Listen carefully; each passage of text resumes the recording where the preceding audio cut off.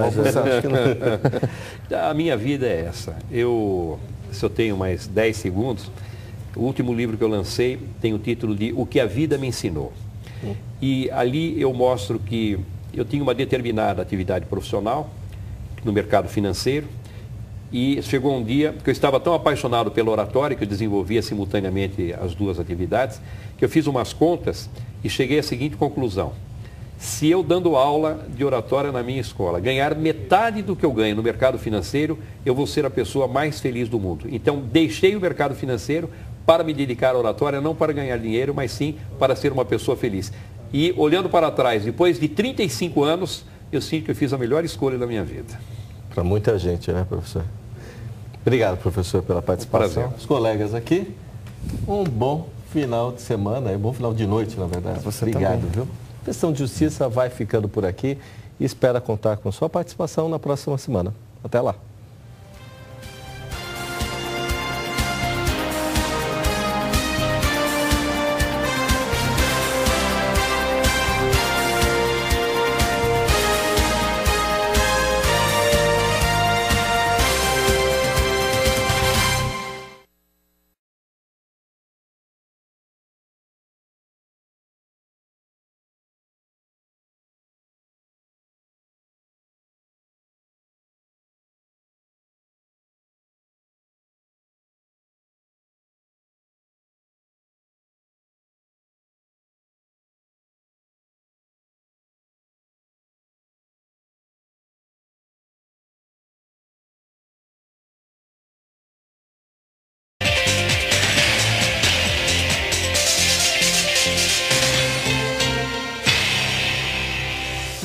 O segredo do sucesso de muitos profissionais pode estar na habilidade e no poder de comunicação.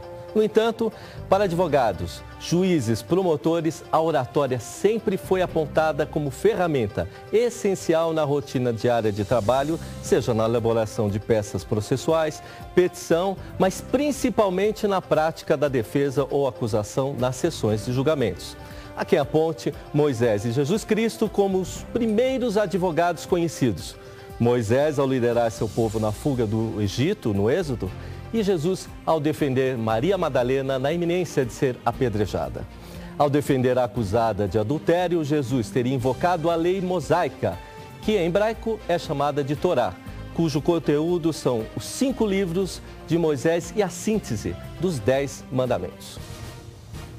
No entanto, a história escreve que foi na Grécia que surgiram os primeiros grandes oradores, como Demóstenes, Péricles e Sócrates, Aristides, Temístocles, considerados grandes advogados pela persuasão e retórica. Mas será que com o avanço tecnológico, onde o sucesso em casos como o da menina Isabela é creditado a laudos e ao trabalho de peritos, a oratória ainda é decisiva na conclusão de um processo judicial? Para falar sobre esse tema, o Questão de Justiça recebe hoje com muito carinho, com muita alegria, quem mesmo? Walter Reinaldo Polito, mestre em ciência da comunicação, professor de competência verbo-gestual nos cursos de pós-graduação da ECA USP, da FAAP, da Casper Libero e da FECAP. Colunista no UOL e na Agência Estado.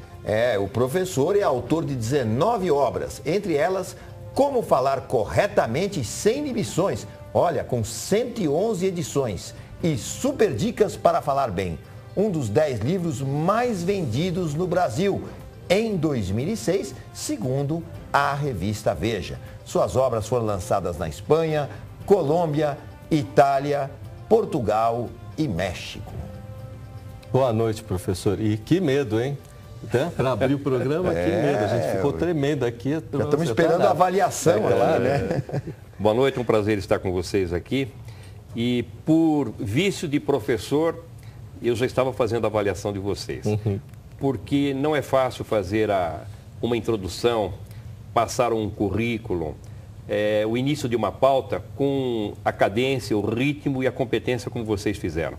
Normalmente as pessoas atropelam um pouquinho, respiram na hora errada, fazem a pontuação, truncam a informação. Então, eu estava dizendo aqui, o que é experiência na apresentação de um programa? Acaba adquirindo essa qualidade que vocês apresentaram aqui. Opa, nossa, então saímos aprovados aqui, hein? Puxa vida, ótimo. Professor, bom, também falar que a gente tem aqui o Dr. Leopoldo, né, que foi quem trouxe hoje o senhor aqui, ligou e fez a pauta junto com o Benê Correia. Obrigado, viu, Dr. Leopoldo? Nossa intenção é sempre trazer colegas de representação e que tragam conteúdo ao nosso programa, não é isso, Walter?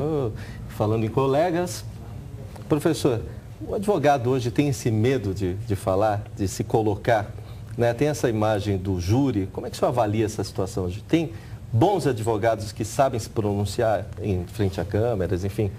Você toca numa questão fundamental, porque o advogado, assim como outros profissionais, o psiquiatra, o psicólogo, jornalista, alguns professores, fonoaudiólogos, são profissões que, de uma certa forma, pressupõem a boa comunicação. E o advogado sai da faculdade com a imagem de quem fala bem. Por quê? Porque as pessoas estão acostumadas a assistir a apresentações dos grandes advogados, quem viu um Valdir Troncoso Pérez em ação, falávamos há pouco do Edilson Mogenô Bonfim, assistimos aos filmes e nos tribunais os advogados dando aquele show, aquele espetáculo de comunicação. Na cabeça das pessoas, o advogado tem essa competência, tem essa habilidade. Só que o advogado, como eu disse, sai da faculdade sem se preparar para falar em público, sem se preparar para fazer apresentações e passa a vida defendendo essa imagem de quem fala bem. Sofre por causa disso. E alguns até com esse receio passam só a escrever e deixam de falar. Porque você imagina o seguinte, um advogado que vai, independentemente de fazer a sustentação oral ou não, mas ele vai conversar com um grupo de clientes e ele se apresenta mal naquela reunião. O cliente já vai ficar preocupado, fala, se ele não sabe se expressar, se ele não sabe conversar comigo, se ele não sabe construir bem o seu raciocínio, se ele tem dificuldade para encontrar o vocabulário, se a voz dele é deficiente, como é que ele vai fazer uma boa defesa? Até para conquistar cliente, é importante que se tenha uma boa comunicação. Olha só. Aliás, eu queria fazer um testemunho aqui do trabalho do Dr. Reinaldo Polido. Aliás, a gente precisaria, porque tantos nomes famosos passaram pelos seus ensinamentos, mas eu tenho o caso de um colega engenheiro que se aposentou e passou a dar palestras. Mas ele tinha um grande problema, ele era muito tímido.